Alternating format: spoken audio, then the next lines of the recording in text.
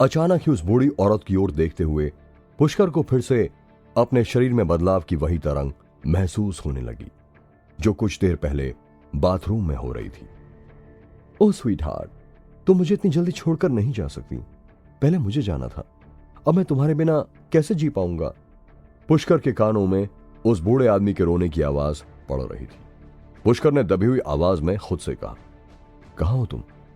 अभी मुझे तुम्हारी जरूरत है। अचानक ही पुष्कर को लगा कि उसकी नसों में बहने वाला खून तेजी से दौड़ने लगा है और उसके दिमाग में तेज ऊर्जा का संचार होने लगा है। डॉक्टर और नर्स आ चुके थे और डॉक्टर ने उस बूढ़ी औरत को मृत घोषित कर दिया था। साथ में खड़ी हुई नर्स ने सफेद कपड़ा उस बूढ़ी औरत के ऊपर डाल दिया और सभी को पीछे हटने का निर्देश दिया, लेकिन बूढ़ा आदमी उसे छोड़ने के लिए तैयार नहीं था। मुंह से कुछ मत बोलना, बस चुपचाप देखते रहो और अपने शरीर को ढीला छोड़ दो। काले सांप के शब्द पुष्कर के कान में सुनाई दिए।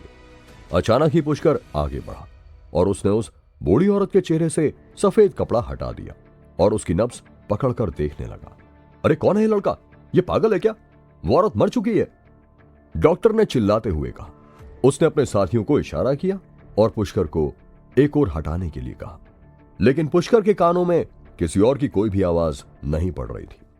उसने उस बूढ़ी औरत का हाथ पकड़ा और कुछ मंत्र बुदबुदाए और कुछ ही देर में पुष्कर को एहसास हुआ कि उसके शरीर में उड़ता हुआ तेज गर्म उफान उस बूढ़ी औरत के शरीर में प्रवाह होने लगा है। श्रावणी और चक्रधर के साथ साथ बूढ़ी औरत का पति भी पुष्कर की ओर घूर रहा था। किसी को भी यह समझ नहीं आ रहा था कि यहां क्या हो रहा है। जब वो औरत मर चुकी है तो पुष्कर क्यों सभी लोगों का समय बर्बाद कर रहा है? उधर पुष्कर अपने मन के अंदर उड़ती हुई तेज ओम के उच्चारण की ध्वनि को साफ साफ सुन सकता था। इस समय अचानक ही उसे अपनी आंखों के सामने एक बूढ़ा आदमी दिखाई देने लगा जो किसी ऊंचे पर्वत पर बैठकर तेज आवाज में ओम का जाप कर रहा था। उस बूढ़े आदमी की वेशभूषा किसी अघोरी के जैसी थी और जो काले और नीले सांप पुष्कर को अपने कंधों पर दिखाई देते थे, वो ही सांप उस अघोरी के कंधों पर भी लिपटे हुए थे। अघोरी का रंग बिल्कुल काला था।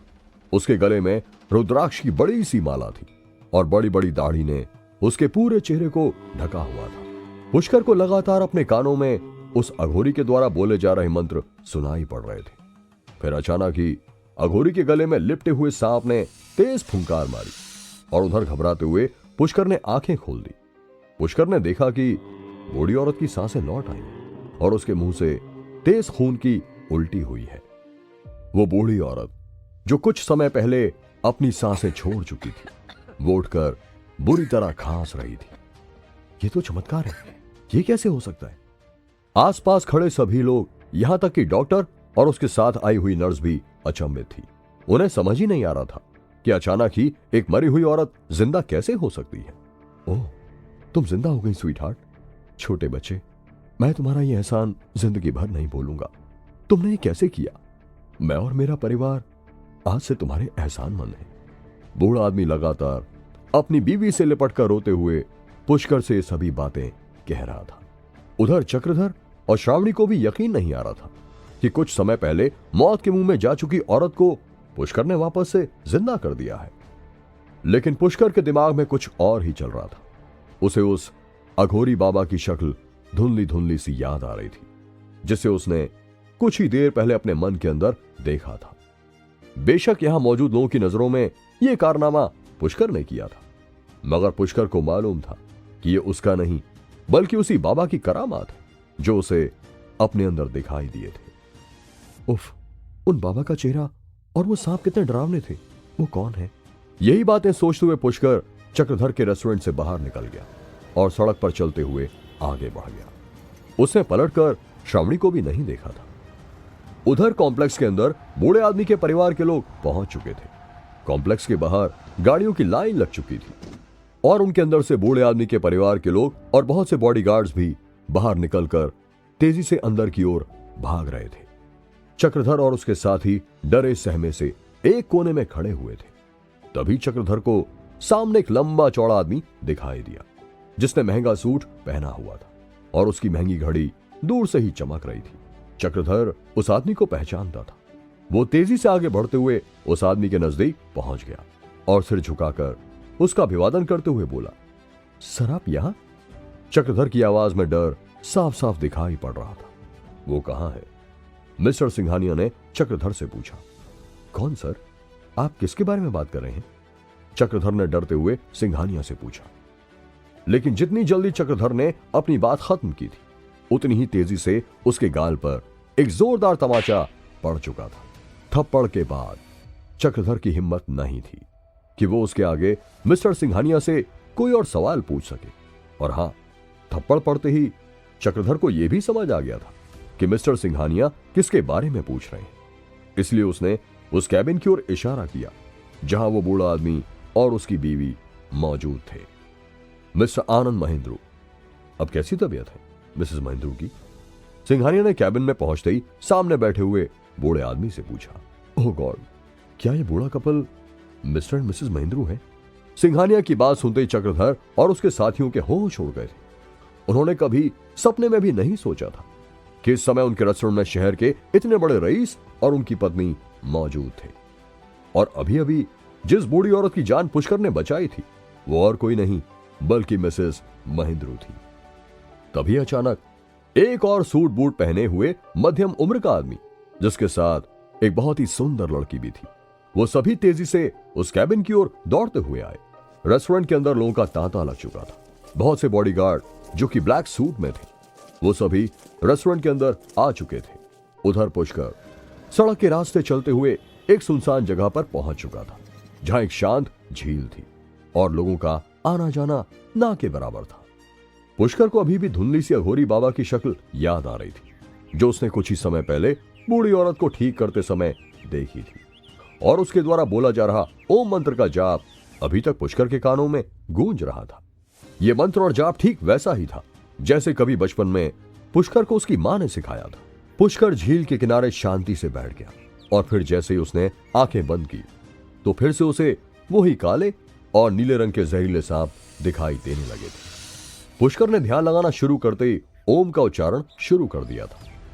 जब भी तुम्हें कुछ समझ ना आए और जिंदगी में बहुत सी उलझनों ने तुम्हें घेर लिया हो, तो शांति से बैठकर ओम के जाप के साथ महादेव को याद करना। देखना, महादेव तुम्हारी जरूर रक्षा करेंगे और तुम्हें सही रास्ता दिखाएंगे। मां की दी हुई सीख पुष्कर के कानों में गूंज रही थी और उसी का पालन करते हुए पुष्कर ने इस परेशानी का हल ढूंढने के लिए ही ध्यान में बैठकर ओम का जाप करना शुरू कर दिया था। पुष्कर का मन अंदर ही अंदर डूबने लगा था और उसे अपने अंदर जोरों से ओम की ध्वनि सुनाई देने लगी थी। उधर रेस्टोरेंट के अंदर मिस्टर महेंद्रू का परिवार उन्हें देखते ही बेचैन हो गया था। दादाजी, दादाजी, एक खूबसूरत लड़की चिल्लाते हुए आगे बढ़ी। मां, पिताजी, आप दोनों ठीक तो हैं? उस आदमी ने बूढ़े आदमी और उनकी पत्नी से कहा। आनंद महेंद्रू के परिवार के साथ उनके पारिवारिक डॉक्टर मिस्टर सत्यजीत भी आए हुए थे। मिस्टर और मिसेस महेंद्रू दोनों कुर्सी पर शांति से बैठ चुके थे। ओह, हमारी प्यारी पोती मिहिका भी हमसे मिलने के लिए आई है। मिस्टर महेंद्रू ने मिहिका के गाल पर हाथ रखते हुए कहा। डॉक्टर सत्यजीत, प्लीज देखिए ना, मेरी दादी को क्या हुआ है? मिहिका की आंखों में आंसू थे और वो डॉक्टर सत्यजीत से आग्रह करते हुए बोली थी, अरे तुम क्यों चिंता करती हो, हम दोनों बिल्कुल ठीक हैं। दादी ने मिहिका के सिर पर हाथ फेरते हुए कहा। मिहिका की आंखें लाल थीं और वो काफी डरी हुई भी लग रही थी। उसने सुबकते हुए अपने दादाजी से कहा, दादाजी, आप जब भी दादाजी के साथ कहीं घूमने जाते हैं तो कभी भी किसी को साथ लेकर नहीं जाते हैं और फिर ऐसी जगह आते हैं जहां के बारे में हमें कुछ पता ही ना हो। आनंद महेंद्रू ने कहा, अरे मैं और तुम्हारी दादी यही नॉर्थ कैंपस के कॉलेज के पढ़े हुए हैं और यहाँ की गलियों में हम छुप छुप कर मिला करते थे। इसीलिए अक्सर जब भी पुरानी यादें ताजा करनी होती हैं तो यहीं पर डेट मारने आ जाते हैं। ये कहते हुए मिस्टर आनंद महेंद्रू बहुत तेजी से हंसने लगे। तभी मिस्टर सिंघानिया ने हंसते हुए कहा, मिस्टर महेंद्रू, आप जब भी दोबारा जगह पर आए तो कृपया एक बार मुझे जरूर फोन कर दें। मैं यहां आपके लिए सब इंतजाम भी कर दूंगा। मैं आगे से ध्यान रखूंगा। लेकिन वो लड़का पुष्कर कहां गया? अगर वो आज ना होता तो तुम्हारी दादी जिंदा नहीं बचती मिहिका, दादाजी ने कहा। मिस्टर महेंद्रू की बात सुनते ही सभी लोग इसे उनका आदेश समझकर पुष्कर को इधर उधर खोजने लगे, लेकिन वो उन्हें कहीं भी दिखाई नहीं दिया। जब उन्होंने सीसीटीवी कैमरों में देखा तो उन्हें पता चला कि पुष्कर तो पहले ही बाहर जा चुका है। अरे ये कैसा लड़का है, इतना बड़ा काम करने के बाद भी बिना इनाम के ही चला गया, मिस्टर महेंद्रू ने कहा। उधर झील के किनारे पुष्कर ओम का जाप करता हुआ शून्य की स्थिति में जा चुका था। अचानक ही पुष्कर को चारों ओर धुआं ही धुआं दिखाई देने लगा।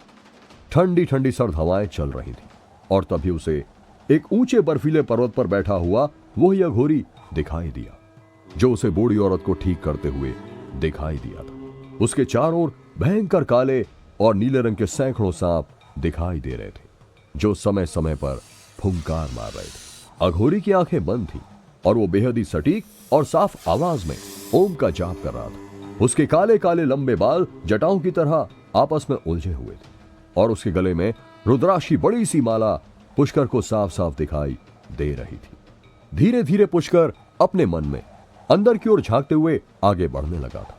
उसका अंतर्मन साफ साफ देख सकता था कि बर्फीले पर्वत पर बैठे उस अघोरी जैसे बाबा के गले में एक बहुत बड़ी नरमुंड की माला भी थी और उसका चेहरा दाढ़ी और मूंछों के बालों से ढका हुआ था। उसके माथे पर त्रिपुंड बना हुआ था और उसके माथे से ऐसा तेज निकल रहा था जैसे सूरज की रोशनी हो। पुष्कर धीरे धीरे उसे नजदीक से देखने के लिए आगे बढ़ रहा था। फिर अचानक ही उस बूढ़े अघोरी की आंखें खुल गई जो खून की तरह सुर्ख लाल थी।